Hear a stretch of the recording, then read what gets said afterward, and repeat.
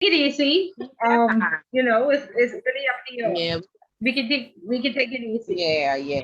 All Miss right, just to Bud, make sure. Yes, we had that class on Saturday, right? We dismissed about what, 3:30? yes. And by 8 o'clock, my laptop was dead. Why was dead? I got the blue and black screen of death. Oh my God. Okay. So something happened. You have to get a new one, or Fortunately for me, I was able to lease one for about 12 weeks. oh wow. Okay, very very sorry to hear that. I thought you was gonna say those ladies started calling you right away, even after I asked them to leave you alone and let you enjoy your celebrations. Yeah, it was cool. I didn't get to read chapters 3 and 4. Okay, Yeah. that's fine. We have some extra days in there. I didn't put a heavy schedule in there because I know we have these days when everybody is overworked and overwhelmed. So no worries right off the bat. Just by week 3 or 4 we should be up to date and current. So I don't know if don't feel overwhelmed right up front. Okay? Mhm. But you're talking about 3 and 4 for Saturday's class or for today's class? Today's class. Yeah, okay, that's fine. But we didn't even do chapter 1 yet because we went through the handouts, we went through the explanation. So and 4 is fine. And I could perhaps give you some classwork, so to catch up so it isn't so overwhelming. Okay?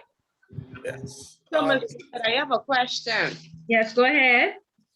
I saw on the agenda that you would have sent, and it said this week is chapter 3 and 4, if I'm not mistaken. But you said you don't like this text because it's outdated.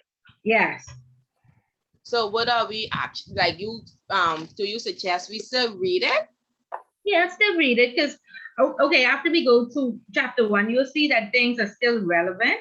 However, I will Bahamianize it because it's based in the UK. So I have loads of information. Sorry? It's very outdated, and to me it doesn't. I trying to figure out how it corresponds, but I guess as time go on, we'll see. Right. Yeah. So it is like I say. I absolutely. This book drives me bananas, and I've been back and forth,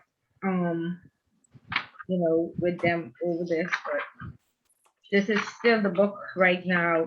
So what did the agenda skips from? It goes 1 to, I don't think we cover chapter 3 yet.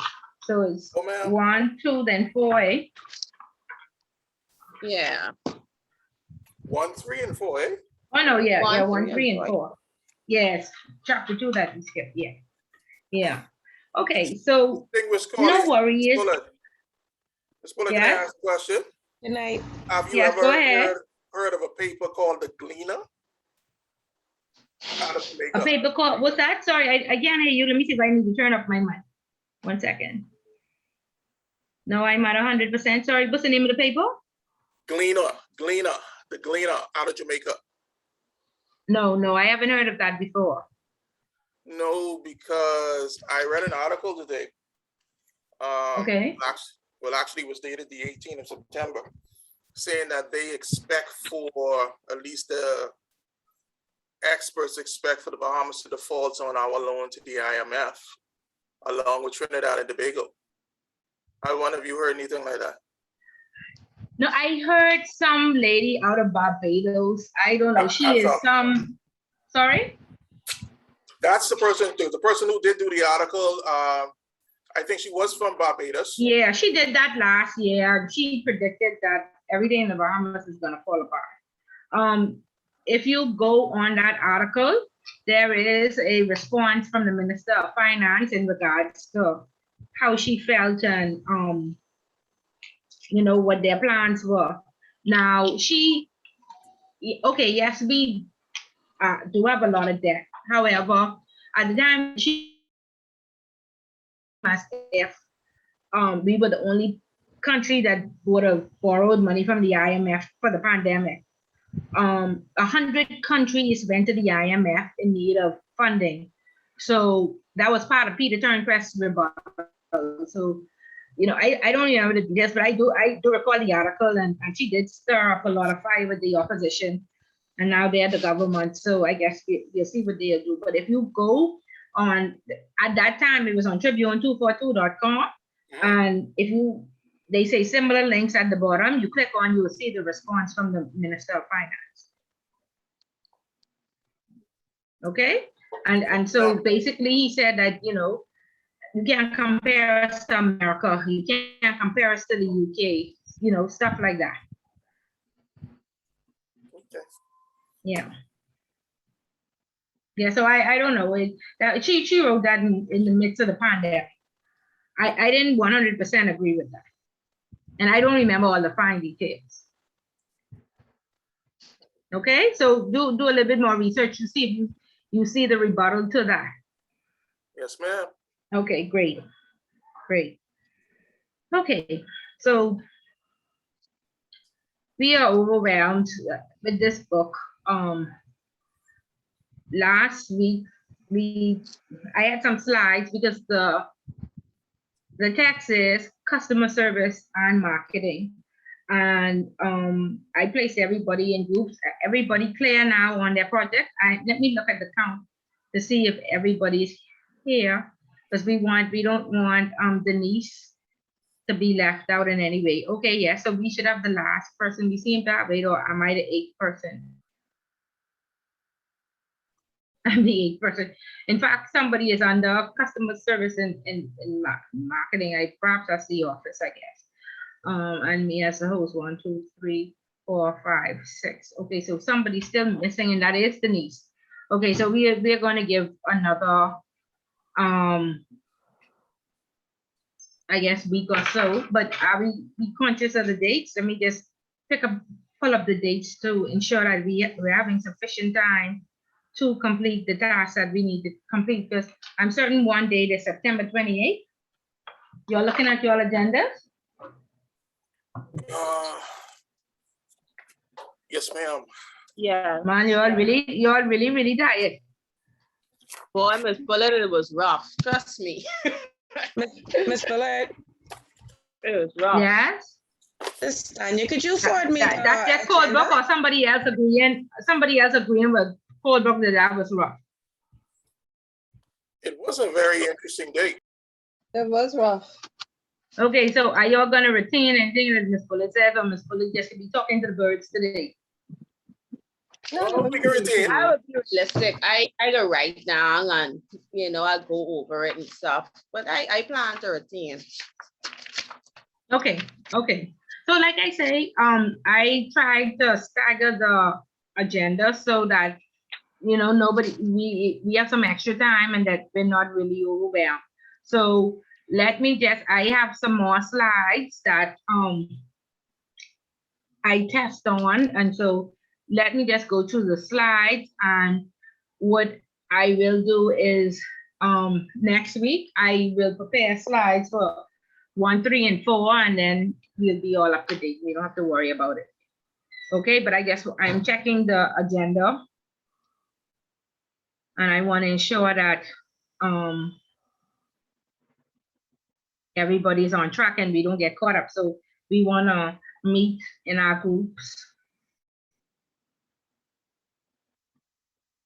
Okay, so no, I actually, why am I thinking I must, no, that's the wrong, no, this is the right one. I must have written it on the,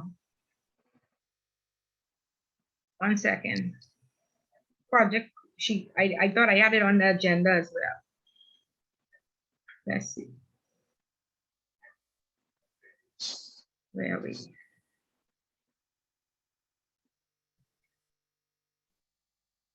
I'm sharing the screen so we could all be on the same page. Where are we? No. Y'all just quiet. Y'all know what Miss Bullet talking about? Okay, so when does it say the surveys have to be in? group members, FI must be identified by September 28th. Service must be emailed by, okay, not until October 12th. So it's just the financial institutions that you want to select should be in by next week. So everybody is in a group and everybody knows who their partner is, correct? Yes. Okay, good. So please find some time between this week and next week and let me know if you choose banks, or did I assign banks, gaming houses, insurance companies, and credit unions already? Or no, I gave you. Hang it to nobody. Okay, so you just, if you do banks, either choose the Canadian banks or the local bank. I don't want everybody doing their project on Royal Bank, Scotia, or where they work. So that's the purpose of next week. So next week, come prepared with your partner to say, I'm doing Royal, Scotia, and perhaps Commonwealth. So I can do comparison between the local and the Canadian. Or I'm doing Island Luck and Shorewind and Island Game. And then you, if you're doing gaming, you would need to select 3 other gaming houses or insurance companies. So we don't want groups to do the same insurance companies or credit unions or gaming houses. Okay? So that's clear? Yes, ma'am. And we'll be prepared for next week. Okay. Ms. Bullet, I had a rough day too. If you all don't answer me back, let's just, and everything that we will only be tested on what's what we share. And so don't, you know, the agenda is there for us to just have a guide. And next week for sure we'll talk about 5 and 8, because 5 and 8 is the you know, basis of your project, right? And so we'll get through it. If we only do handouts, then we'll only be tested on the handouts. But like I said, because so much of the book is very old, and you know, it just, yeah, I'll have some slides and prepared so we can it'll be easily understood. Okay, but read it and just mark spaces and let me know if you have any questions. And I will also pick out some of the homework questions right at the end of each chapter. There's a summary, and you know what, that's perhaps easier. Read the summaries, and then, you know, perhaps it'll guide you to the parts in the book that are important, and then you go back and read the parts that the summary speaks about, and then peruse the questions. And I will give you questions from chapters 1, 3, and 4 for homework, you know, to be handed in. So we'll do it that way, okay? And it'll be handed in the week after. So no worries, Ms. Bullet is very flexible. I understand with work and COVID and everything, persons are a bit overwhelmed. And so I'm happy to scale back. I know my classes are sometimes very heavy, and so we can just relax and know that at the end of all of this, we will leave you knowing about customer service and marketing, and we will all be successful, okay? So that's our end goal. Okay, and any questions or concerns? No? Okay. Denise, you were there. Oh, who is, yeah, can you identify yourself, please? Whoever is signed in as Galaxy Note 10, because I'm trying to ensure that everyone, yeah. That's Denara. That's Denara. Okay, okay. Yes, go ahead, Kendra. Ms. Colebrook got knocked out. Okay. She should be able to get back in, eh? Or I need to do something, or can she call Miss Miguel? Okay, all right, Yeah. then. What I'll do is, okay. Yeah, let me just look. I don't know if I can do, if she has a difficulty call getting Miguel. back in. Yeah, She's gonna call that's Miguel. okay, yes. Okay, great. Okay, so this is chapter 3. But we want to go to chapter 2. Okay. So we're just taking this route so we can be short and quick, and perhaps persons will feel better next week, and we'll make up with some heavier classes in the weeks coming. Okay. And so last week, of course, we talked about customer service and the importance of it. We learned that there are 2 types of customers. There are internal and external customers. You took a lot of notes that would, perhaps be the multiple choice question on your final exams or your midterms. What is most important to me as an internal customer that's normally overlooked is the internal customer. And so the internal customer, of course, is the person sitting next to you, or your coworker. And we spoke about colleague care, and some of you said this is the first time I'm hearing this word, Ms. Bullitt, colleague care, but we do agree that the corporate world is very vicious, and people simply don't care. And so, I just want to bring awareness to, most persons, and guess what? The pandemic helped us. Before the pandemic, most persons hated their job. They hated going to work. Some people in the United States have driven airplanes to their offices, and some people have showed up to work and they've shot 6 people or 6 persons. And so we want to ensure by the time we, leave from this class, we want to, identify what is toxic behavior. We want to ensure that we are not the person in the institution, displaying toxic behavior. And we want to ensure that, the people sitting next to us get that same white glove service that we are offering to our clients. Correct? Correct. Renita? And thank you, Yes, Francis. ma'am. Yes, Renita, that's what we want to do, right? Okay, so we want to, have a discussion and talk about, what types of things causes this bad culture or this toxic behavior. So chapter 2 talks about the use behaviors that engage your customer, and not only your customer, but we want to use behaviors that engage the person sitting next to you as well, and to make them comfortable and to ensure that, they are happy coming to work. And I think after we were all locked down in our homes and unable to work and having to work online, I mean, for the most part, persons within the bank still, I think, showed up every day. But if you were in offshore in another office, you were locked down, and then the hotels were closed down completely. And so I feel that helped us to appreciate our jobs a little more, and perhaps, I don't know, but appreciate our families. I don't know, Bernice, did you feel any different, or did you always appreciate your job before the pandemic?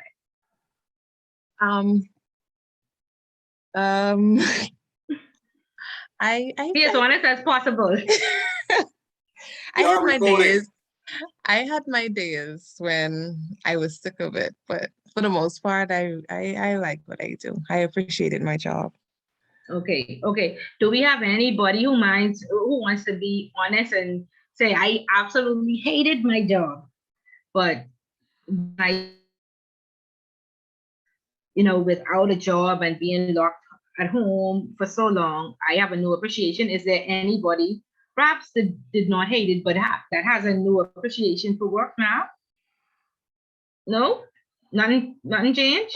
Well, for me, I can't even say before. Actually, after the pandemic, we got relocated to another branch, and that's when I started to hate my job.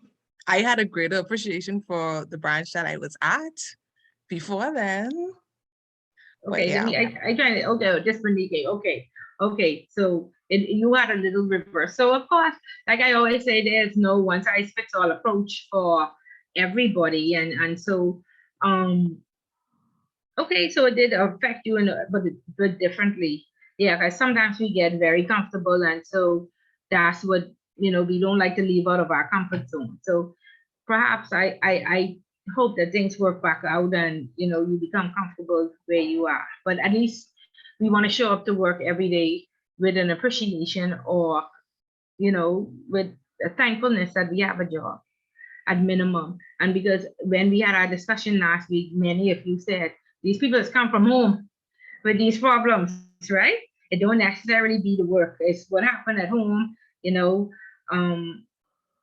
I had a little fight with my husband or with my wife before work, and I can't speak up to my husband or wife, so I come in at work bullying everybody or trying to take advantage. So we understand that. So let's just talk about, it says the little things in life.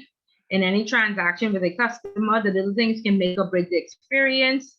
These are 5 key things. We want to display behaviors that engage customers. We want to listen effectively. We want to optimize our telephone techniques. We want to use effective use of electronic media. Now, can any of you give me some examples of behaviors that engage customers? Simply smiling. Okay. When you address them by their name. Okay, that I mentioned that last class, that Royal Bank went on a whole tangent about everybody must wear their name tag, and we are relationship building, and we want to call persons by their name. So yes, definitely, you know that,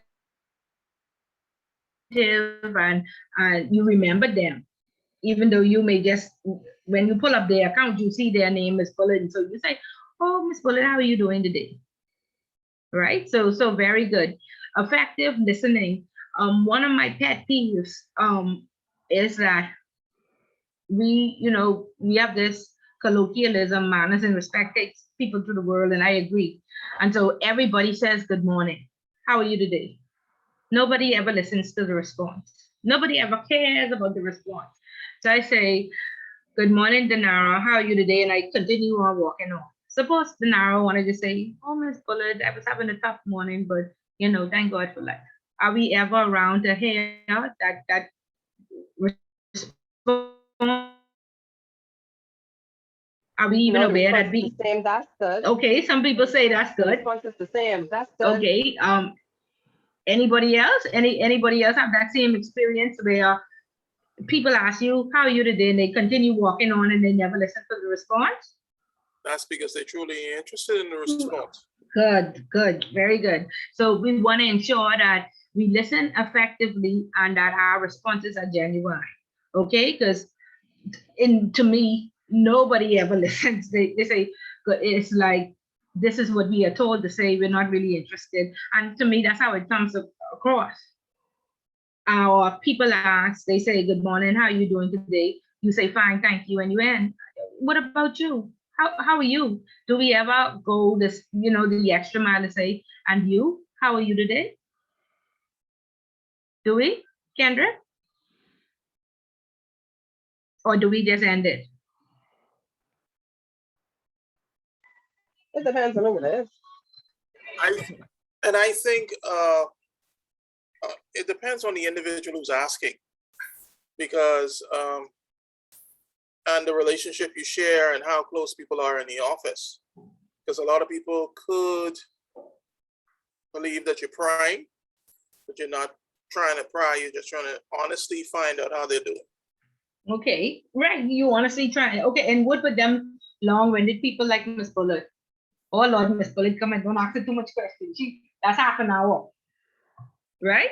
What about them said who was whole year? Not today. Not today, right? Because you don't tell me to end this, so don't even say. Okay, so we wanna ensure that we listen effectively, respond, and act, be genuine in our responses. Okay. Optimal telephone techniques. Oh God, artificial intelligence. Please, if you know your account number, no, I do not know my life account number.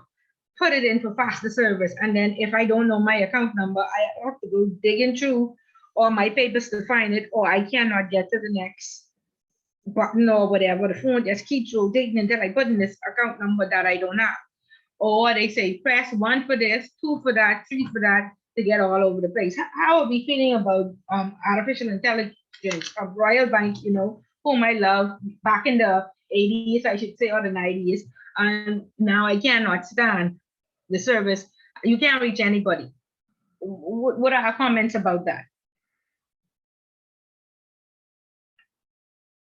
No comments? Hello? Yeah, what are our comments about the artificial intelligence that answers the phone for us and sends us around the world? Garbage. Garbage. Okay, Yeah. so It's not effective. yeah, it's not effective and it's not optimal as well. And the thing about it is, I have called government agencies. In fact, I was calling the Ministry of National Security, and somebody actually answered the phone. They say, you know, when I hear artificial intelligence, I automatically press 0 for the operator. So here I am to the operator, and I'm saying, is such and such a person in today? Because please, I need to speak to somebody. Do not transfer me. But they, you know, she sent me through. It comes back if they don't answer. And she said, "Mom, you just need to leave a message on their voicemail." But I said, "Miss, I wanna speak to somebody." And she was like irate that I actually wanted to speak to somebody. Okay, so I know many institutions think that's a cheaper route, but it really is affecting the service. Okay, and then effective use of electronic media. There is something called email etiquette. And email, I mean, etiquette for social media. So a lot of times we, you know, start to speak like how we write, and everything is now abbreviated. And we have to remember that all the jargons are not really professional. There was an incident at work where the head of operations had to explain what happened to the CEO, and she wrote everything in bold, red, capital letters. What are our comments about that? Oh no, you shouting that. Okay, and exactly, that is exactly what the CEO said. He said, "I have to send this to the board members. Please change the color, reduce the font, and resend this." And she was highly upset. She was highly upset, and she was like, "Oh, somebody else has to do this then." So she sends it to us, and we told her, okay, as compliance, we don't have a problem doing it, but she needs to even address us properly. No bold, no red, and so, you know, I have to type 10 times and throw away. Are we experiencing that where we type and we can hear the attitude in the email? We want to ensure that we use it, you know, our emails effectively. So if you're angry, take a little break, walk away. Or I always say, oh, my email response will come in 48 hours. Because if you get that response from me right away and I'm a bit upset, it's going to be a bit out of control. We have that problem, or we know how to remain diplomatic at all times. No, You know, then step away. you Sometimes you gotta gotta take a step few away. minutes. Yeah, take a minute and step away, please, because, you know, sometimes it can cost you your job. And I've seen some emails that I typed right away when I was upset, and I see all the things that I needed to choose. I thought, oh my God, it's a good thing you didn't press that. Okay? Excuse me, Ms. Fuller. Yes? Sorry, I just got back. And what chapter are we on? I'm going through the slides, and then just again, so y'all can end early and not be too overwhelmed. So these slides, they are the basis of the multiple choice questions. So, you know, it'll ask you a question, distinguish between behaviors, goals, and outcomes, or what is hoped for results, and you pick A, B, or C. Okay. Okay. So we'll just go through this so we can take it light, and then next week we'll, you know, I'll make it the book more readable, you know, for us to get out what we need from it. Okay? Okay. Okay, good. Yeah. Okay, so distinguish between behaviors and outcomes, goals, or hope for results. Behaviors are what people do. Behaviors can be observed and measured. Behaviors convey meaning to others. The meaning is determined by the receiver of the message. Okay, and Ms. Bullitt always in trouble for misunderstandings. Okay, and you know, I always say I do not like to be around people that do not understand me. But of course, we live in this world, and there are many persons and they have different attitudes. And so therefore, we have to ensure that we are aware of our tone. We are aware of, you know, the type of message that we are sending. And if, ask the person you are sending that message to repeat what you say to ensure that you are on the same tracks. And I have found that, like they say, women are from Mars and men are from Venus, or vice versa. Women are from Venus, men are from Mars. I have found that I would say to a male colleague, or even my son versus my daughter, this is, the message I'm trying to send. And he completely flips it over and he said, no, mommy, but I this is what you said. I said, but this is what I mean. Do we find ourselves, not conveying the right message, or persons are sometimes being misunderstood? Is it just a female male thing, or is it, what is it? No, Anybody else? It's a parent-child thing too. Just say yeah what they want. Yeah. But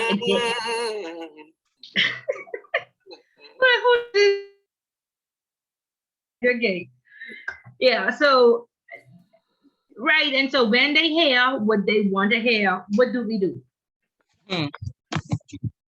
Make them hear what we tell them Why to not? hear. Make them hear what we tell them to hear.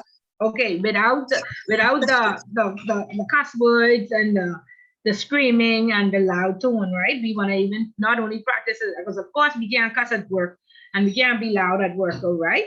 So at home, we want to ensure that when there are persons, we want to agree to disagree, and we want to explain ourselves. We want to say, this is what I meant. You may have received that wrong, but we want to ensure that the person leaves with the message that we intend to send.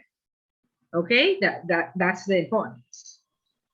Okay, recognize the kind of behaviors that please customers. So verbal communication, such as a greeting, offering solutions, thanking the customer. I went to the parliamentary secretary today. I've been going there for the last 2 months to get a copy of a voter's card. The lady sent me for a birth certificate, a school letter, all these things came out of Freeport, at least 10 items. It took me 2 months to get these 10 items.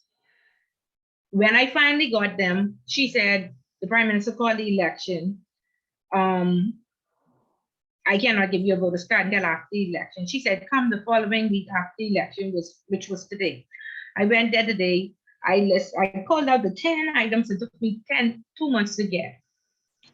And do you believe that this woman said send me for something else? So I said, the persons are in Freeport, ma'am. She said, could the person fly here so I can verify that there's a true and correct copy of her passport? So I said, ma'am, the person must buy a $250 ticket. They must pay for PCR tests. They must pay for a hotel and rent a car to come here for you to certify true and correct. I said, ma'am, is that the only way? She said, yes.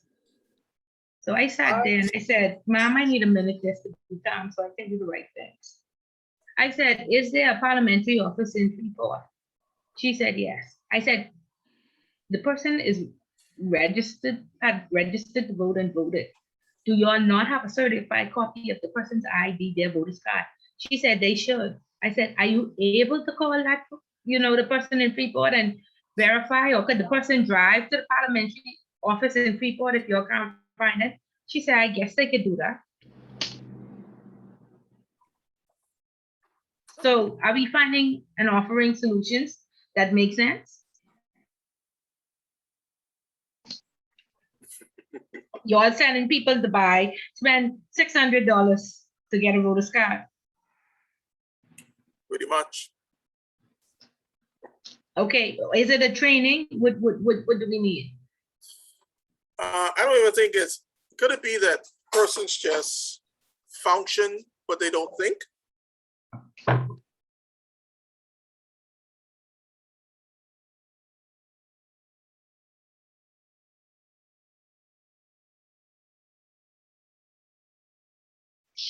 She probably doesn't really know. So that's a way of trying to be quote unquote helpful. So I think it all But boils down to product knowledge, training.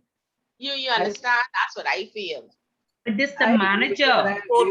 You too, functioning without coming in. I think it's more or less, I'm seeing that more and more. For instance, you go to, let's say you go to Bahamas Sub. Mhm, Tell them, listen, I want a turkey and ham sandwich. mhm, Don't put no lettuce on it. mhm. And they make it a sandwich and they put lettuce on it.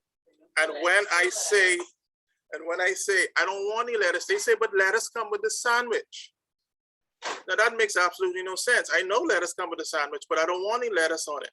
I Mhm. find that the majority of the times in our little country, persons function because they're doing a task that they almost do every single day, but Mhm. don't think about how to better serve the individuals. Asking me to go take a rapid antigen test, get a plane ticket, come from Freeport for something that you can pick up the phone, get the copies for. It's like trying to collect a money order today from the post office. Well, we can't reach this particular branch and they sent it by fax. That doesn't make no sense. In today's society, you sending something by fax? I say you don't have a certified or an email system that you can use, but we apparently, certain parts of our country are advanced, and some are still back in the 60s. We function, but don't think. It's so correct. So correct. Okay, so she done send me around the mulberry bush for 2 months, and still today she wanted something else here. So we don't want to do that. We want to offer a service. We want to offer a white glove service. Okay. We want to thank the customers. We want to show appreciation. The competition is stiff. People can keep their money under the mattress. This is how Honestly. this is how your salary is being paid. There's no interest. There's no return. And then every month something coming off. Cha. Yeah, every month something coming off for some fee, and the fees increasing. Okay, so And the please, horrible service. the Cha. horrible service. I stand on the line for 3 hours, miss my lunch hour every time I come here. An horrible service. Okay, One so of those- They don't talk with the Royal Bank like that. so we want. I ain't just talk. We ain't talking about Royal Bank. We just saying ain't most calling them Bahamian, most Bahamian institutions. Okay, so we want to bring awareness to these behaviors and to ensure that we are offering solutions not only to our clients but also to our staff. Like I told you all the story about a staff member having to come to HR because the manager did not understand. Her husband refused to pick up the kids from school, and she needed her lunch hour at 3 o'clock until she could make, for about 2 weeks. Why did a letter have to be written and that had to come to HR? Why? And we ain't talking about tell a lineup. We're talking about people in a trust department that's sitting down to a desk that could go at any time, have flexibility. No customers is coming to the bank. So why is there no flexibility? Okay, so we want to offer solutions. Okay, and then we want to be aware of that non-verbal communication, the gestures, the rolling of the eyes, the personal space. We're supposed to be 6 feet apart, but even before that, people seem to want to touch you. They want to come up and they want to be close to you. They always ensure that the 6 feet apart should have been even before the pandemic. Okay, and especially with other staff members, because the last class we had a lot of ladies who spoke about sexual harassment, where people is just be telling a joke and laughing and they touch, or men brushing against you. And in the bank where I won't call her name, but you all already know. Yeah, we had somebody who harassed women for years, touched them inappropriately, made it feel as if it was a joke. Okay, be very careful. Be very careful, and it should not matter what you wear in a higher body shape or I had somebody the other day, a CEO. There were 5 ladies hopping into the elevator. And he basically said that I'm afraid to go in the elevator with y'all. I'll wait for another one. And since Kendrick, you're the only gentleman here, is that how men feel today? that they are afraid after this Me Too the movement has come out and so many people are being accused? Are men afraid? I would think so, because even if you miss and brush up to somebody accidentally with a piece of paper, and that paper go touch them in the wrong part of their body, they go to HR and say, well, he touched me. The way that sounds and comes across is scary, because something like that can ruin your life. It can ruin your career, first of all. It can ruin your family and your life. So Yeah, but Kendrick, are people really just making honest mistakes, or have they been out of control for so long? Are they really just missing and brushing up against you with a piece of paper? something. What happens the majority of the time? Okay. I I'm think just asking. I don't know. I am just asking. I understand what you're saying, and I'm reminded of something that you said in supervisory skills class, where I think it was Denise, when you were saying something, Denise said something to one of her coworkers relative to her anatomy. And Oh, you yeah, said, yeah. you don't need to say that. No, you can't say that. I think there's a level of comfort in our society that certain things are accepted. And I think in those circumstances, I think that we need to curb that. But as a man, you try to make sure that you are not alone. And especially if you know a certain In an person. elevator, though, can ruin five other women in an elevator. In the mouth of 2 or 3 witnesses is what is established, every word. All I know is this: you, as a man, you have to be a man to truly understand this. You just got to be guarding yourself, even in the workplace, even more, because something simple can be blown out of proportion and it can ruin you. Just as a man, I'm just speaking as a man. Okay, understood. Some women savage too, Miss Bullet. You have men who honestly are afraid of some women because they come up. Some women target men for whatever reason, and they are very aggressive, and they will go after that said man, and could make the man uncomfortable. So maybe where somebody in that elevator really and truly he don't want to be around. Correct. And Ms. Evans, they would consider you. Most people would consider you a punk as a man if you do something like that. But that's the point where you have to guard yourself, because there was a situation one time when I was younger. This woman in a workplace slapped me on my hip. That happened once. I told her if she ever does it again, I told her if she does it again, it won't be a favorable experience for her. Because I believe that, listen, if I'm going to say that I am a married man and I'm going to be honorable to my wife, then what has to happen? I don't want no fellas touching my wife, so why should somebody be able to touch me? Correct. And so I had to nip that in the bud. And after they saw my demeanor change and how serious I was, of course, that's an anomaly, because most fellas will get off on that and all that foolishness. Yeah, say, spank me again. And as soon as you pursue that further, and then you in trouble. Them, then next thing you know, you got a court case. You ain't forget having a job. You got a court case. So it's just a sensitive thing. You just got to guard yourself. Correct. Okay, so it goes on to talk about a company's personality comes through its organizational behaviors. And again, it always say that the fish rots at the top. So the tune at the top. And normally when we go into audit companies, we start off with a management meeting, and we actually document the behaviors and the responses of that management meeting. Okay, how are they responding? Do they have that? I don't know. And even if they don't know, is somebody going to check? Are they forthcoming with information? Are they, sending us in circles and giving, the eye on the side? So we look at all, what type of culture we should expect. Okay.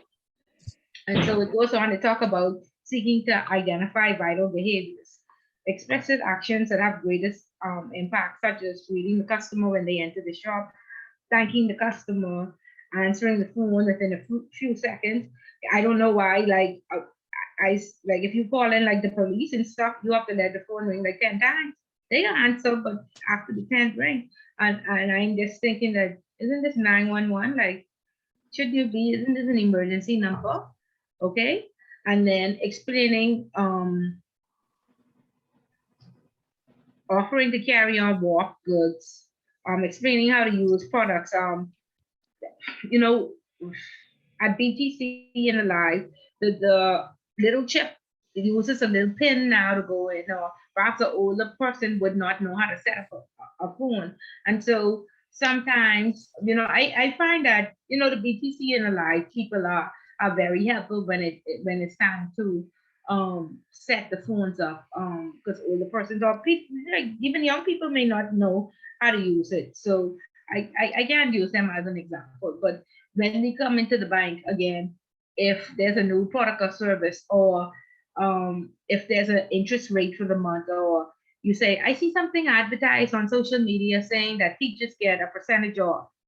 Do we know? Do we know what that percentage is? Do we know what the deal of the month is, or the what do you call it? The promotional product of the month is? Are we finding out any information about it? Or that's where we say, well, that ain't our department, and go sit down over there and somebody else will let you wait 2 hours and then they'll come explain. Are we now going in our institutions and finding out what the promotions are? Kendrick, I'm supposed to leave you alone this class. Do you know what promotional product of the month is? Do you know? I don't. I think it's something that we just sent out, the schedule for September 29th. I think it's an information session relative to the sand dollar. Okay, excellent. That's something they're beginning to explore. Okay. And if a customer was to come in, do you have a pamphlet that you can give them, or do you have something that you could read off? Because I don't expect you to have these things in your head, but do you have something that, or email address or a link that you could direct them to get more information? Yeah, what we could do is that what we typically would have done is that it will be forwarded. First of all, we get an email address, and if we don't have that on file, we would then send that link directly to them so that they can even log in one time to Zoom. Now, in regards to paraphernalia, I don't know, because I'm not stationed out of head office. I'm stationed in another location. I haven't seen anything, but that doesn't mean that we don't have it at this time. Okay. So so you know what to do. Go and get it and have access to that information, so you don't have to send that person on another line. To just give them some information. Okay, so very good. Okay, so when making contact with customers, we like guests, initiate conversation, make eye contact.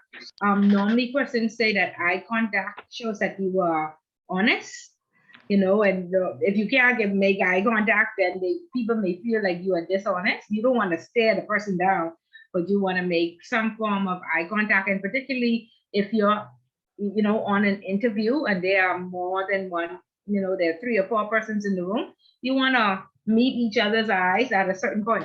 Again, like I say, not lock eyes, because you may be sending another message, but you want to actually just make sure that you catch everybody's eye in the room. And normally at Royal, we had a form that we filled out, and even with presentations, one of the first questions they asked, did the person make eye contact? Yes or no? And that could be one of the determining factors whether or not you got the job. And people would even use that against you. She didn't make eye contact, not once. you know, so be that eye contact, you know, you may think it's very remedial or it doesn't matter, but it does. Okay, and plant seeds again, relationship building, use icebreakers. I always talk about the web. Also, how's the weather, especially if the person, well, I normally deal with offshore clients, so especially if the person is from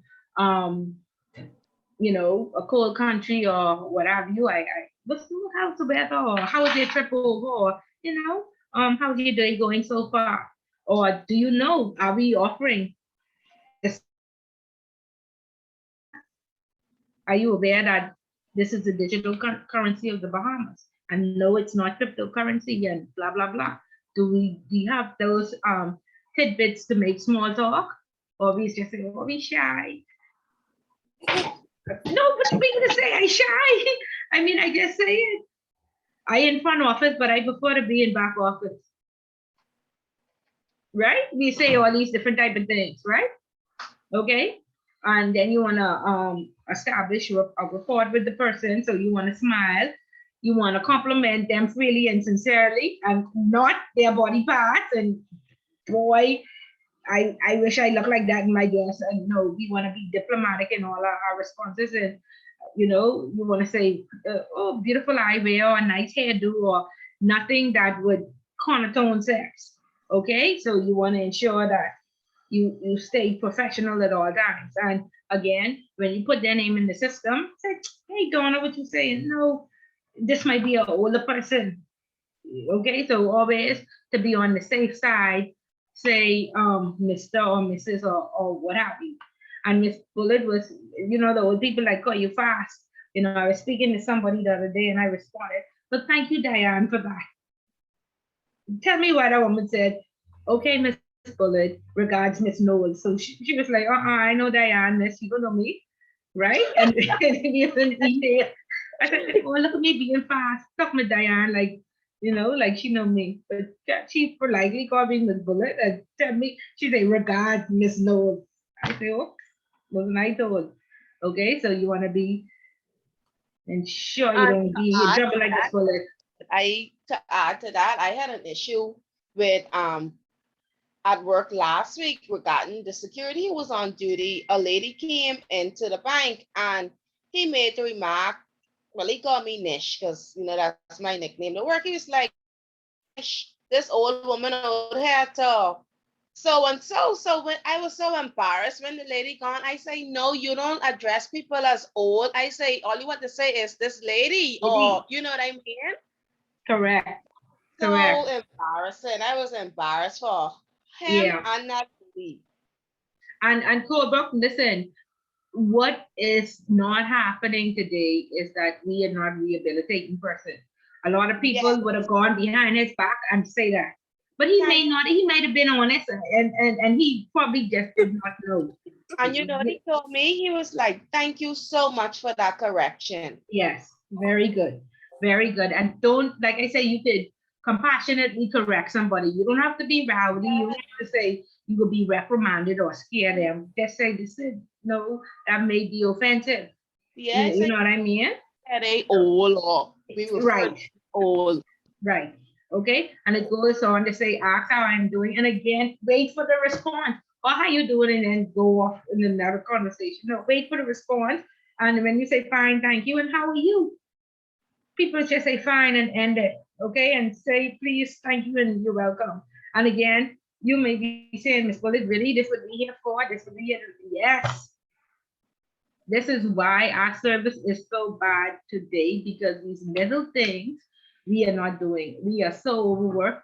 The line of the door is government payday. We just want this day to end. Okay. And so we forget all these very small things. Okay. So have them, you know, in the back of your mind. To communicate reassurance to customers, reassure your customers' decisions to do business with you. Thank you for doing business with us. So what's the little perks? Please get your rewards. We have on spot financial, anything that you see fine would be beneficial to them. I didn't even know, I worked at Royal Bank for many years, and I didn't know if I paid my credit card bill in full, you know, I wouldn't be charged any interest. You all know that, right? Wow. So if you pay it in Yeah. full, Yeah. yeah, and so one time I was at the teller and she said, listen, Miss B, I see you normally you pay the minimum payment or what have you. But do you know if you just transfer your salary to your credit card and you wait like 5 days until the card date closes out, then you pay no interest or anything? I said, really? She said, yeah. She said, but you're getting the staff interest, but even the staff interest is high because I think the regular credit card interest was like 14%. So we were paying like 7. So she said, even at 7% you could save. And so at the end of every month, I started to let my salary go there and just spend the difference. And then after the date, I had another month just to spend, so my credit card was always paid in full and I avoided that little $20, $30 and that was gas, and so I was thankful. Every time I see it, I say, hey, any more tips? It says reach out and touch, but it does not mean like physical touch, okay? If you sit into a desk in the loan department, I saw, I audited the loan department one time and I looked at some emails from the customers who said, I'm out on a roof building, you're sitting in air conditioning all day. Do you think you can get up and come out to my office? Because I'll be on top of the roof working. I can't stop my work and look for parking and come out to you, And so I said, you know what, that really makes sense because they should have some officers who are out of business, people out there working. And for real, you do have to wait almost like the doctor office when you go in the bank. And so therefore, if you're account manager or you are a loan officer, you should be visiting the people who are busy working and running businesses. And so I thought that was, a very good tip. Okay? Discipline your self-talk to enjoy people and their diversity. Oh, be careful of people who are a little bit different from us and people of other religions, and we have to be very cautious. The Rastafarian is very popular, and so we want to be respectful to them. The Jehovah's Witness, anybody who may be a little diverse, the LGBT and what have you. And I think we talked about this before when we have people who change their gender, what do we do? I had somebody who had to come in, they were Muslim and they needed to pray 6 times a day. I had somebody who was LGBT and you could see that he was slowly changing into a female, but back in my day, the company that I worked for wasn't really good at being diverse, even though they spoke diverse. And we had a coming out day out of Canada and all sorts of foolishness. I mean, not foolishness, but all sorts of stuff that they would, they would be considered diverse. But there was a pastor's wife. And so what did they do? They said all the LGBT boys down to the pastor's wife branch. Now what you think happened? Do we still see that happening in our offices today? You're still there? Yeah, I mean. Yeah. So what y'all think the pastor wife do with them? They was an abomination and all of them was fired. One by They one. judge them. Yeah, one by one. Some of them were good workers and they didn't need to go. They were a little bit flamboyant. So, and when they got out of hand, they transferred them right to her branch and they know she was gonna find a way, Wow. Okay, so yeah, if we truly are diverse, it's out there. We can't come in, or we can't. Is it now? Do we call it colorism now? And if 10 white people show up for positions in our office, all of us will be saying. We'll be saying, we'll have a problem, right? So we want to ensure that we treat people the way we want to be treated and we don't engage in colorism. Is that the right word? You all know what I mean when I say colorism? I think it's the right word, and that's still where we become racist now. Someone just told me the other day, say, if America, moving past it, say why the Bahamas is still one of the most racist places in the world. I say stop that. Yeah, but just but even with Haitians and Yeah. Jamaicans and We are Chinese, racist. I think we do exercise tolerism against it. I think we are a bit racist against it. And the Africans and when we see these different last names, then we do have a problem. And I do think Bahamians, that's something Bahamians need to work on. Okay, when it comes to diversity. So we're Or- xenophobic then. Go ahead, Yandra. We're xenophobic? Yeah.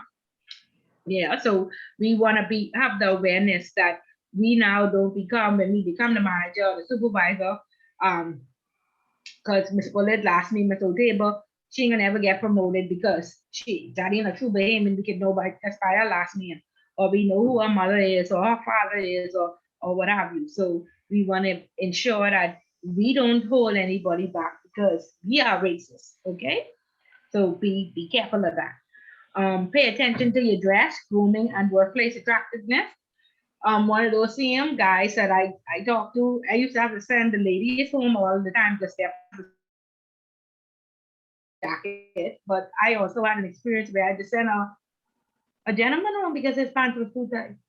Okay, so you won't pass none to you there. That was an experience, and he reported me to the head office because he say, I was picking on him or whatever, and when the gentleman and the lady came down from head office, they said, buddy, yeah, you got to change this pants. You can't even sit down in it. Okay, so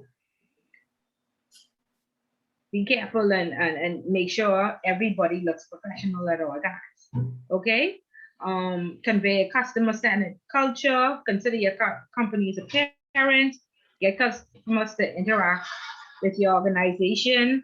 Sign them up for the various, like I said, rewards and things that you give away. I know Royal Bank has a rewards card now, and make sure that the people know how to use it and access their points or what have you. I even see Alive now has rewards. Anybody using the Live rewards? No, Or I no? didn't even know. I need to find out. Yeah, download this. You could get like discounts at various prices. Like I needed a lawnmower and it was on sale, and then Alive had a coupon for $50 off. So I got a double sale off that lawnmower. I was like, wow, Miss Bullet like discounts. So yeah. So check that out. Okay. Correspond regularly, and again, the old-fashioned way. Not only just send the email or expect them to visit the social media page, but pick up the phone and call them. Come out the office and say hello.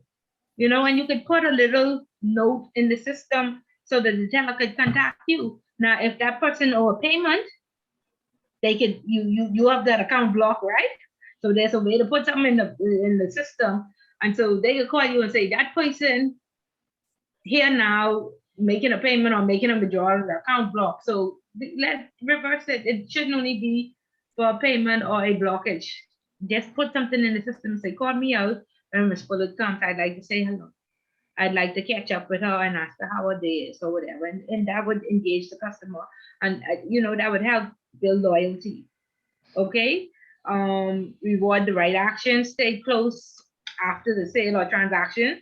After that person get that loan and bringing them their whole life and all their documentation, we forget about them. We on to the next person. We don't even want to see them anymore. Okay? Because again, we are so overworked and underpaid.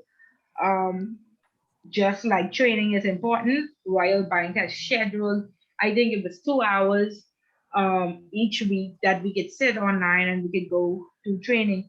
We should now schedule some time for customer service and it shouldn't only be the manager coming out and meeting the customers, but every now and again, that concierge really makes a difference because people have questions, they need help.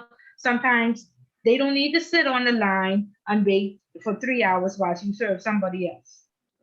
Okay? So if you don't have that concierge service, like I say, try and do it yourself. Okay? And it says the ways managers and leaders interact with subordinates and associates will impact on the way all employees behave towards customers, because a lot of times, if you have a good culture where the manager is engaging and everybody, is working as a team. I mean, I know we don't work in perfect, but we don't live in perfect. But if we do have this good culture where people are happy to come to work and people feel that they are treated fairly, and this is a good, you have good ambience, you will see that overflow into the customers. Okay? And attention to little things, the behaviors that may be quite I can't even pronounce this word. Subtle to Yeah. be No, it's subtle. Yeah, subtle. Yeah, it's critically important to engaging your customers. Okay. And I can tell you that it goes a very long way. A very long way. Okay. And sometimes we don't think about it. Sometimes we're not aware that we're not doing something. So hopefully, just these little tips would have brought light to little things that you could do to make it better. Okay. So again, what you saw on these slides would just be, again, the basis of, multiple choice questions and stuff like that. And when I give you the homework, you will see, how it's structured, so there'll be no surprises. Okay, but it's 7:07. We'll stop at 7:30. So what I'll do is just pull out some important parts out of the book that you could just take some notes on. And any questions so far? Any questions about what the slide said? No, that was straightforward. No. Straightforward? Okay, good. Ms. Wood, you say you would have some handouts for us as well, right? Sorry? You say you would have possibly some handouts as well, right? No, I don't have handouts. I just have homework. Homework, not handouts. I said I would give you handouts. I know you had asked if I could forward this to you. And I said, no, I'm not allowed to, because this is the lecturer's coffee. Let me show you the big sign that they say, you see that? Yeah, but I think you said that there was something for us that you were forward. Like, you did say that you couldn't forward, right? But you did say you had something, or you would have something for us. Okay, I'll go back and listen and see exactly what I said, and then next week I will let you know. No, but what persons normally do is they take photos sometimes, as I'm going through. But I will see what I told you, and we'll go from there. Okay? That's good? Kendrick? Yes, ma'am, that's good. You sure? Kendrick and I will be political. What you say last week? Okay. No? Okay. All right. So basically what the book is talking about in unit 1 is the financial institutions. Okay. So they go on to talk about the types of businesses in England.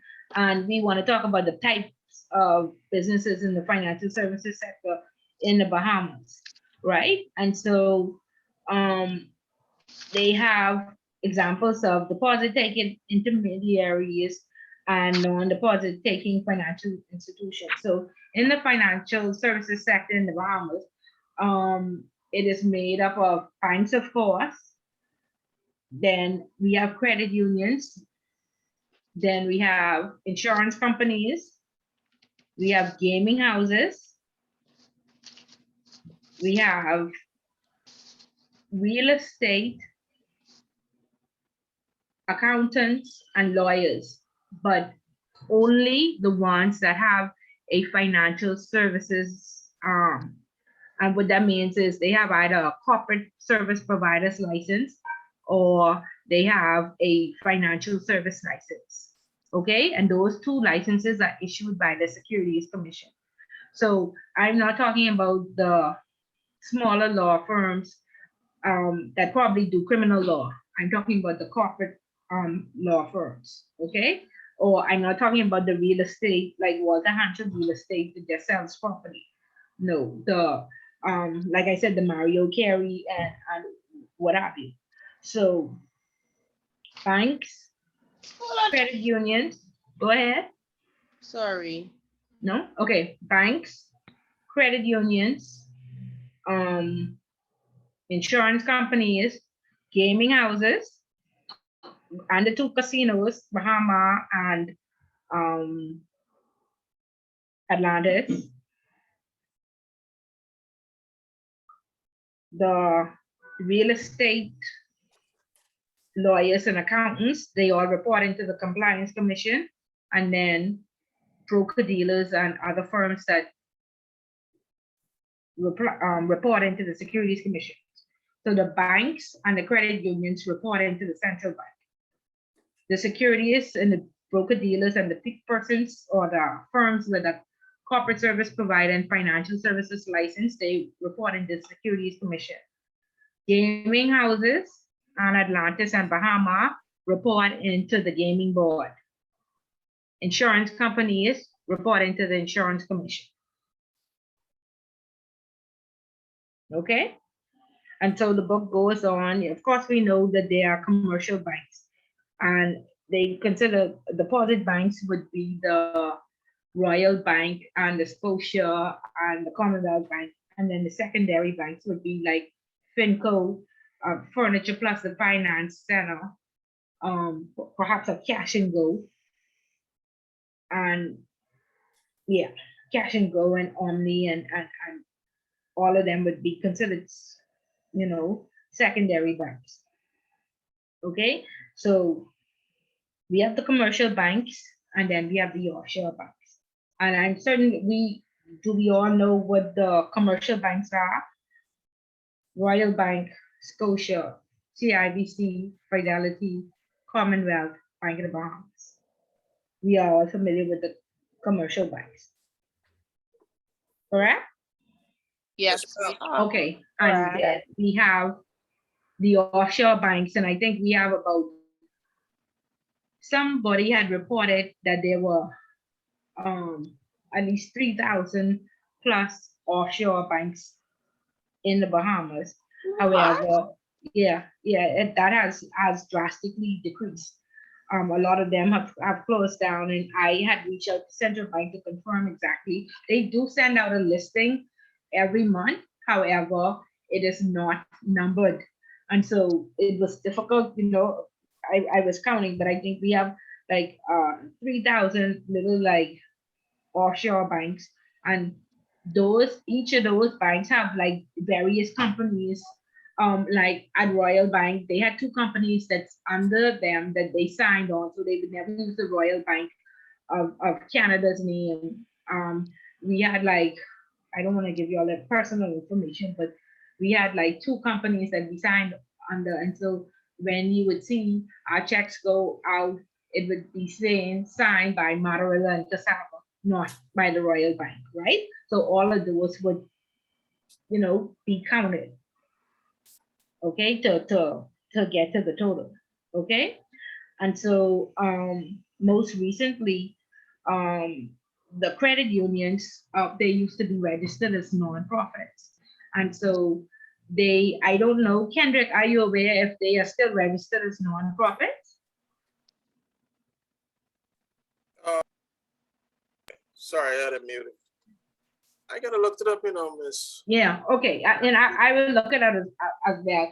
But they had these bodies regulating you know, this the credit unions, but since 2018 and the law is changing, they now report into the central bank as well as the money services businesses. And so they were registered as nonprofits, so that they could have certain exemptions, you know, exempt from paying various different taxes. And that's why even when all the interest rates dropped and ceased years ago in the banks, the credit unions were still able to maintain interest because they were not subjected to as many taxes and fees as other financial institutions. Okay, and so when you hear persons talk about the financial services sector, back in the day, we simply thought the banks. Okay, so it's not only the banks now, it's those, I guess, everybody that reports into the central bank everybody that's reporting the Securities Commission, everybody that reports into the Insurance Commission, everybody that reports into the gaming, and the newest regulator on the block, Compliance Commission. Okay, and then the Securities Commission. So those 6 regulators have various entities, banks, unions, securities companies, all under them, and that what makes up the financial services sector. And this is for AML, but in order for the country now to be risk rated, each of those sectors, the risk rating form to complete. And so what each of those regulators do is they send out a questionnaire, a 200 questionnaire, 200-word questionnaire that has to be filled out by every institution and rolled back up into their regulator. And then their regulator would take that information and compile it, fill out a risk rating on behalf of the country, and then the international regulators will decide how our country is to be risk rated. Okay? So the important thing was in 2018 when our laws changed that each person of each entity within the financial services sector rolled up into a regulator who could, request this information and enforce that, it be given. And so the latest, like I said, was those insurance companies, and they call them non-financial designated entities, which are the law firms, the accounting firms, and the real estates. Okay? And so the book goes on to talk about finance houses, and again, Furniture Plus would be considered a finance house, I think, Omni as well. And they don't have like a banking license or securities license, but they do. Furniture Plus sells furniture, but they offer their own financing, so you don't have to go into a bank and ask for a loan to get furniture from Furniture Plus. I had a story where I worked at Commonwealth Bank years ago in the loans department, and we went to repossess some furniture from one of the government employees who had, been on sick leave, must be for 3 years, and then the government decided that they were gonna slash their pay in half. And so when we went to his house, there was no furniture there. And we said, well, where's the furniture? And he said, oh, I didn't get furniture. I got an iPad, and I got a watch, and I got a chain. So it's something like $8,000. And so we was like, okay, we come to repossess the watch and the chain and the iPad. He said, oh, I don't sell them. Okay. And this was back in the early 2000. So after that, we had to enforce that you had to bring, before we approve loans, you had to bring in a detail of what you were going to finance, so we would know that it wasn't jewelry. But before we never requested that. So only out of that, us going to repossess, we found out that people didn't only get furniture from Furniture Plus, they got jewelry and all sorts of other stuff, and computers and all sorts of stuff. Okay. It talks about discount houses dealing in short-term funds, and they do their business entirely with other banks. They talk about treasury bills, which is short-term debt of obligation with a maturity less than 1 year. Then short-dated government stock. Local authority stock, which is a British term. Commercial bills, they are commercial bills. The Bahamas offers treasury bills, commercial bills, and certificates of deposits. All of us should be familiar with that. So commercial bills are normally like 30, 60, or 90 days for value of goods. Like they will give you, when I was getting my mortgage, Finco gave me a commercial bill. I went down to a JBR and I was able to get blocks and what have you to something like $30,000. And the agreement was that you would pay it in a certain amount of time. So sometimes we call that like a letter of credit as well. And then, of course, we all know what a certificate of a deposit is. And we know again that it's like in 30, you could get 30 days, 60 days, or 1 year. And the longer term it is held, then you would get more interest based on how long the money is on fixed. Right? Okay, and so then we go on to chapter 3, and chapter 3 talks about various relationships, and it talks about a debtor and creditor relationship, a principal and agent relationship, a bailer and bailee, a trustee and beneficiary, and a mortgager and mortgagee. Who can tell me about any of those relationships? Anybody? I can tell you about let me see, a principal and an agent. Go ahead. Okay. Well, that's like a bank and a customer relationship. If I'm not mistaken, the bank would be the agent, and then the customer would be a principal. Would be the principal. We act on the customer's behalf. Correct. Okay. What about bailer and bailee? Do we still do safekeeping? Do any banks still have safety deposit box? Yes. Yes. Okay. Is that similar? Do we understand the relationship between the two? It's the same thing. Okay. Who is the bailer? The bailee will be the bank. The bailer would be customer. Mm-mm.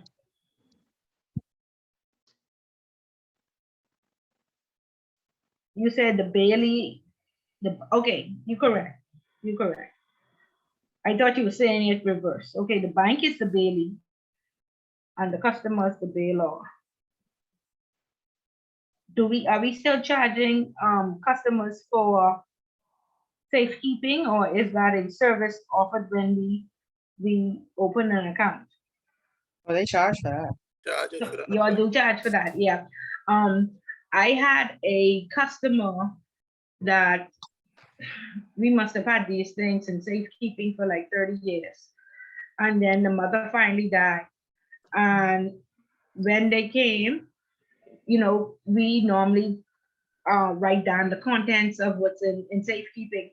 And so indeed it was some diamond earrings, a Rolex watch, a chain, and what have you. However, they were very old and tattered, and but it was, you could see the Rolex and everything on it, but it was old. Some was even rust. We was wondering if it was like cubic zirconia. And the son, when he came in, he actually got a lawyer, and he sued us because he said his mother would not have ever kept that garbage, and she willed that to him. And he said that we went into safekeeping and we switched it out, and we put that old garbage in there, and we took the up-to-date stuff that was valued of more than $1 million. So how do you? Yes. Correct me, Colebrook. This on Hey, like banking law situation, banking law class. it does. Duty of custody. Yeah, That's that's the the correct bailer. term, right? Yeah, that's the bailer and the bailee one. Yeah, because I'm wondering, Miss Bullet, he sued y'all. Did he win? No, it went on for a lot of years, and then the bank closed down. So I don't know how, we were being sued, and you can't wind up if there is litigation against you. So by that time, all the staff had left. At least I had left. So I don't even know what came out of that case. But it was an ongoing case. But how do we? I want to see if y'all Miss Bullet, know. Yes. so in a case like that, sorry to interrupt. What do you think that the outcome would have become? I ask because, okay, maybe I shouldn't say, but for an example, say you have a customer, right? And one of our well, I work for Scotiabank. So one of the things for us, safety deposit box, is that you're not supposed to have cash in it, right? Right. So if you have a customer who comes now and says, okay, well, I had cash in my safety deposit box. Now the cash is missing and they want to sue the bank. No, you pull out your terms and conditions that says cash is not allowed. So, But the I bank- want to ask you, do you think that those customers do not have cash? Because I can tell you, I had customers come in on the cruise ship and they used to come in with these big bags. And we never knew what was in those, but they used to leave with these big bags full, and I'm certain it used to be money. But they can't even report that without incriminating themselves. Okay, correct. But if it was missing down here, you simply say our terms and conditions state that money is not allowed. so they wouldn't. Yes, certainly, and that's how you would get over that one. I believe one customer had a gun in there, and our terms and conditions said that no firearms, no weapons. But I 100% believe, you can't go in with them. So 100%, I believe there was a gun. And so for a very long time, we were trying to change the policy surrounding, these type of accounts, and I think Royal Bank had even closed out a lot because, where they could reach the customer and then they weren't offering anymore. Do we remember Kevin Major? Yes, I'm going to years say ago? that. Yes. 800,000. And her husband, yeah. Right, $800,000, right? She had in those safety deposit boxes. But at the time when I was at Royal, when they sent us some litigation or something from the lawyer had basically said there was no way because to prove the value of the goods. And so he don't know if they was leaning towards the bank because the guy did not have a receipt to say this was the value, you see? And that, of course, like I said, we are always reactive rather than proactive. So in safekeeping, we know what the goods are because we list them. And so in fact, we had to go on a project where everything we had in safekeeping had to be appraised.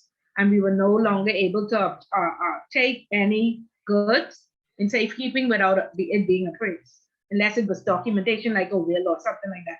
But if it was jewelry or art, we had some art and different artifacts and stuff like that, it had to be appraised, and that's how we assigned the value. So that's what came out of that incident before the bank had closed. So if you are indeed still doing safekeeping and you have a list, you need to go to those lists and you need to call those people and ask them for an appraisal, and just let them know that you're doing an update. And in fact, a lot of them told us, like, find us an appraisal. So you might as well go out and find a local appraiser and let that person just come in and do everything and charge the customer. Ms. Bullet, that's not what we asked for at Scotia. We don't really know what's in your safety deposit box at all. Okay. We don't ask for you to give us a detailed listing of what's in there because then Safety deposit box is a little bit different. The box itself is confidential, but there is something separate where persons actually keep it in safekeeping. Oh, okay. So in safekeeping is where we make a list and we ask for an appraisal. Whatever you put in that box is secret to you. We don't know. And we are supposed to turn our backs. We go in first with our key and then we had to walk out and turn our backs and you go in with another key. Yeah.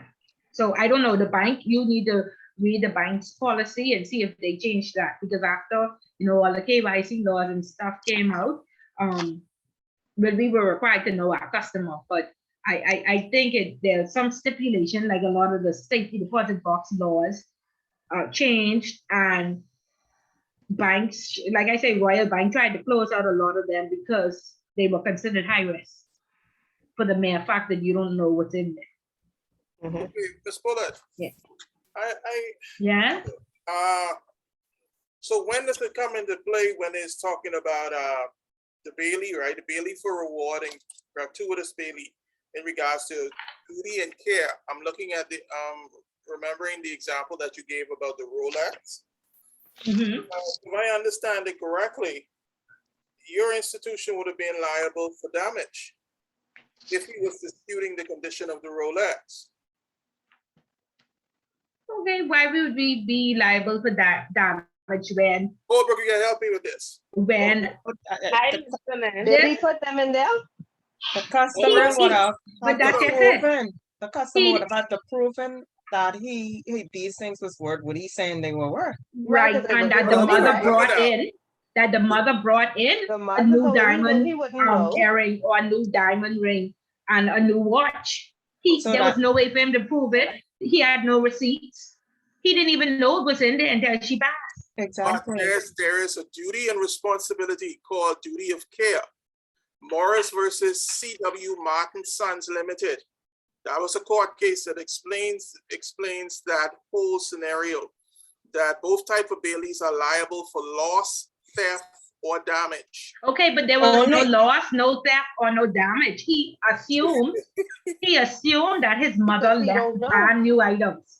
So our duty of care was that we kept it in the same condition that she brought it in. Yeah. How do you know what condition that was in if you all is turning your back? But And how that's does he been there know? from like But that's where 1980. that's He has an where attorney.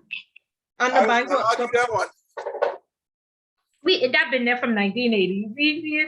We just like these old dusty days. We catch kindness. Yeah, so he could not prove.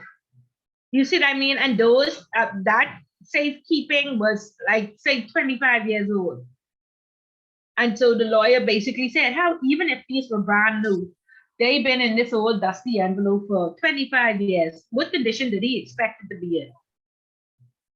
Mm. You see what I mean? 25 years? It's supposed to be in Sorry? safe custody. Yeah, but we kept it in the, who can prove what condition she brought it in? Who could prove?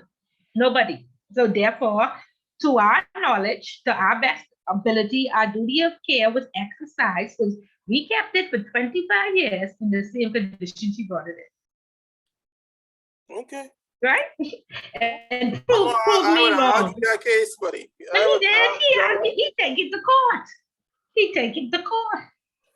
So again, like I said, the bank is not able to wind up until all their bills are paid or all their litigation is satisfied. And so therefore, I don't know what happened with that one, but I know we were being sued by the French government in any event. So I don't know. Okay, so then there's trustee and beneficiary, and all of us should be familiar with who the trustee is and who the beneficiary is. The mortgager and the mortgagee, we should be familiar with that.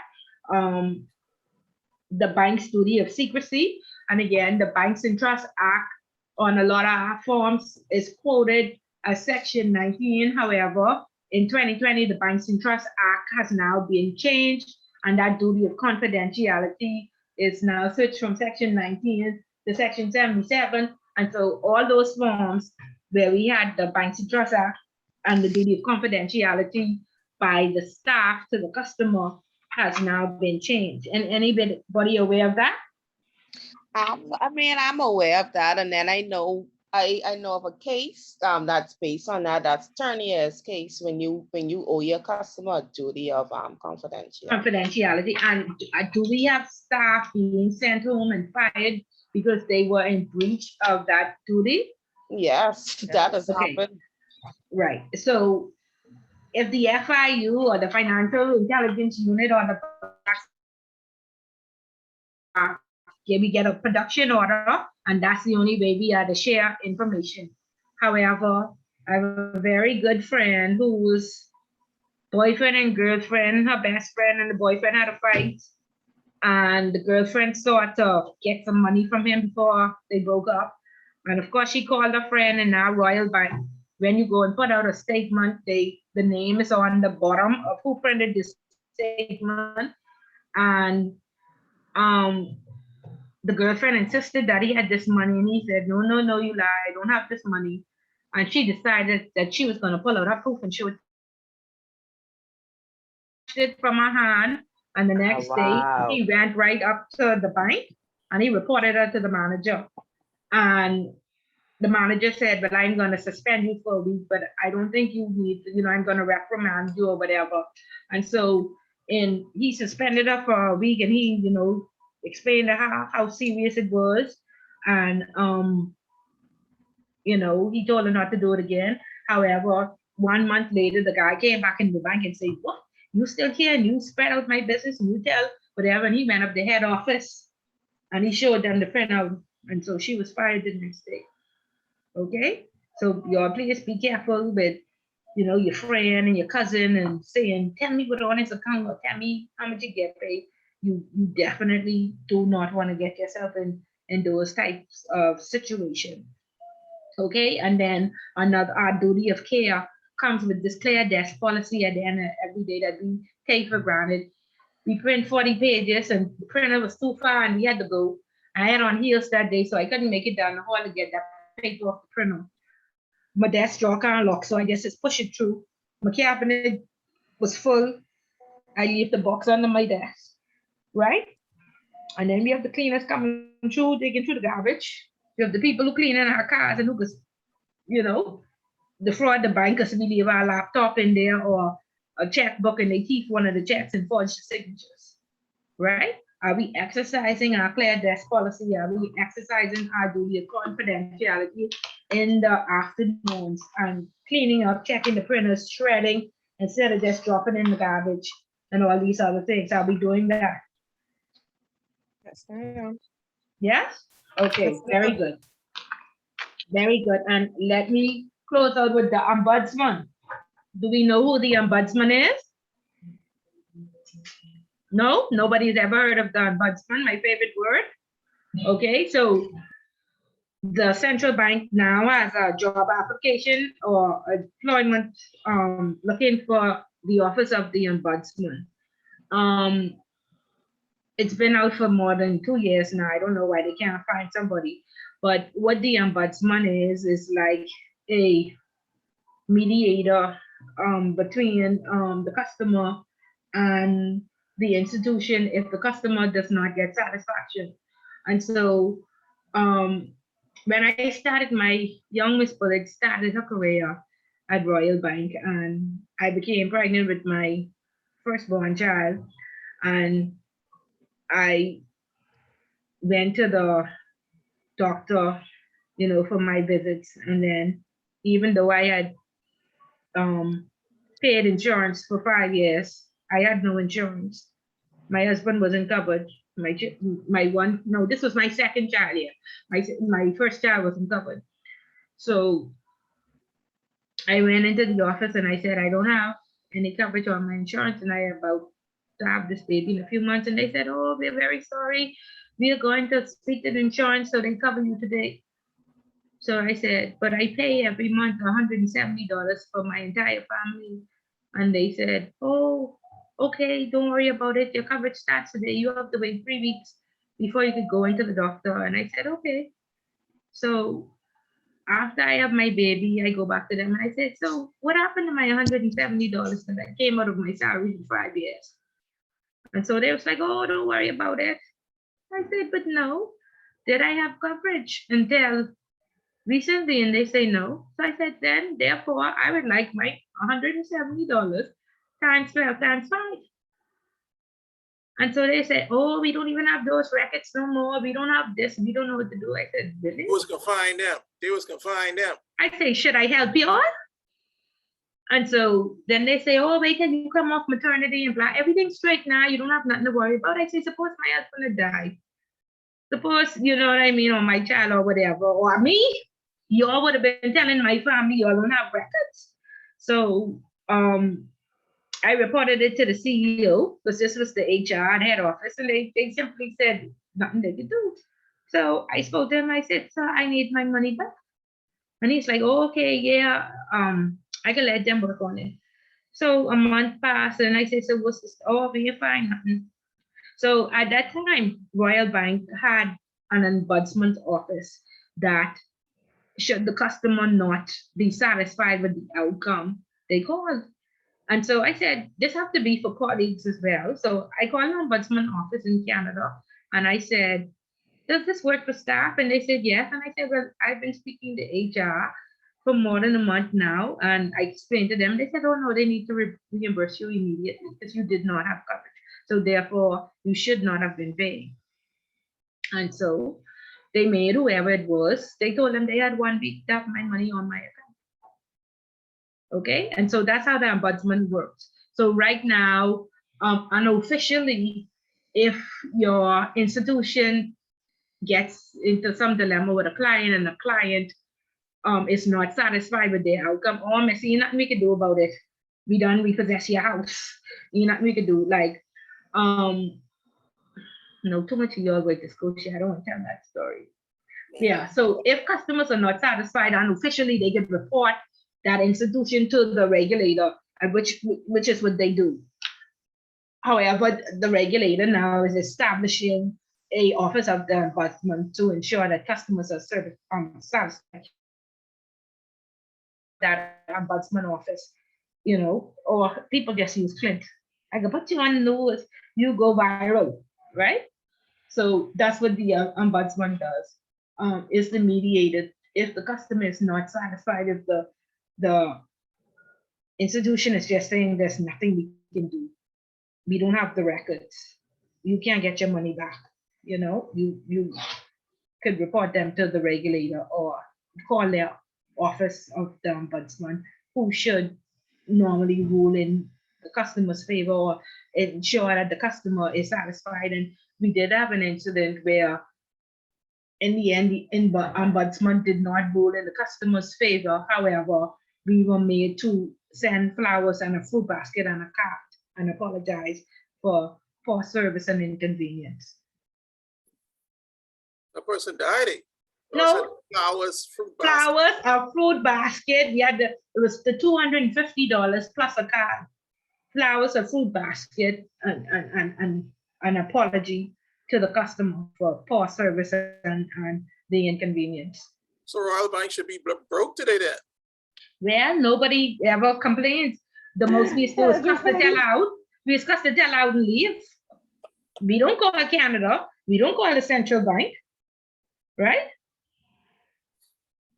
Again. Yeah.